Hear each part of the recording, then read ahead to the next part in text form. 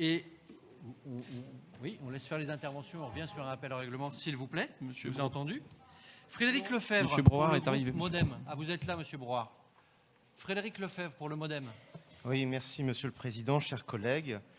La reprise économique mondiale à la suite de la pandémie Covid et des tensions géopolitiques liées à l'invasion russe de l'Ukraine ont conduit à une flambée des cours du pétrole, du gaz et de l'électricité à des niveaux de prix jamais atteints, entraînant par ricochet une augmentation des prix des matériaux et des denrées alimentaires. Jamais le prix de l'électricité et du gaz n'aura été aussi élevé. Rien que pour l'électricité, le prix de gros a été multiplié par 20 entre le début 2021 et le 26 août dernier, passant de 50 à 1 000 euros le mégawattheure. Malgré les mesures régulatoires proposées par le gouvernement pour les familles, les entreprises, les collectivités doivent faire face à une augmentation massive des coûts. La région n'est pas en reste. En 2021, la facture énergétique des établissements s'élevait à 41 millions d'euros. En 2022, nous estimons qu'elle atteindra 60 millions d'euros. Et l'année prochaine, en 2023, à consommation et rigueur climatique constante, elle pourrait atteindre 147 millions d'euros, soit 4 fois plus qu'en 2021. Notre groupe, le Mouvement démocrate radicaux et apparentés, salue l'augmentation considérable de la dotation de fonctionnement pour 2023 et se réjouit de la politique volontariste de notre exécutif. Je rappelle que la collectivité a voté en 2 temps un soutien complémentaire aux établissements.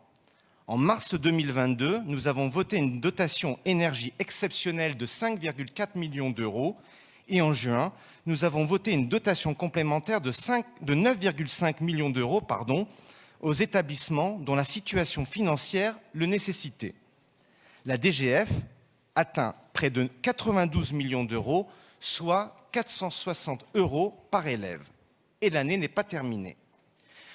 Sur chacun de nos territoires, nous pouvons mesurer ces efforts. Rien que sur les 8 lycées publics roubaisiens, la dotation de fonctionnement est ainsi passée de 2 160 000 euros en 2021 à près de 4 millions d'euros en 2023, soit une hausse de 85%.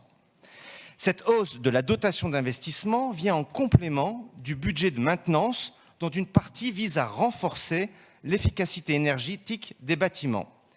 C'est ainsi qu'en 2022 et 2023, la région aura investi, par exemple, près de 500 000 euros pour le remplacement des châssis du lycée Baudelaire à Roubaix pour une meilleure isolation énergétique et phonique.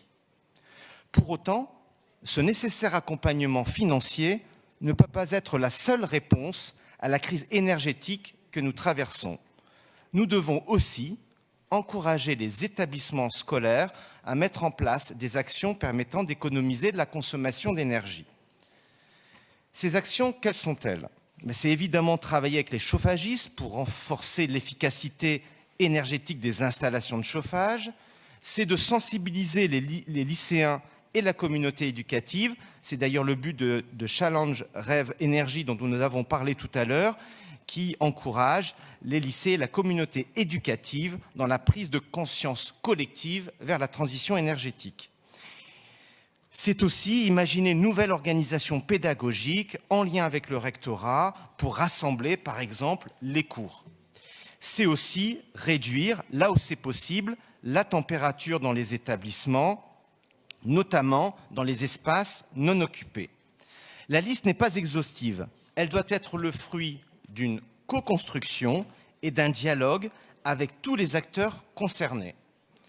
Nous travaillerons ensemble, non seulement à lutter contre les déperditions énergétiques, mais également à raisonner les usages et de maîtriser nos ressources. J'appartiens à cette génération qui, lors du premier choc pétrolier en 1976, fut bercée par la formule « En France, on n'a pas de pétrole, mais on a des idées ». Eh bien, 45 ans plus tard, montrons collectivement que nous avons des idées pour économiser, en plus du pétrole, le gaz et l'électricité. Ce n'est pas qu'une simple question de bonne gestion, c'est aussi une réponse aux défis climatiques. Je vous remercie.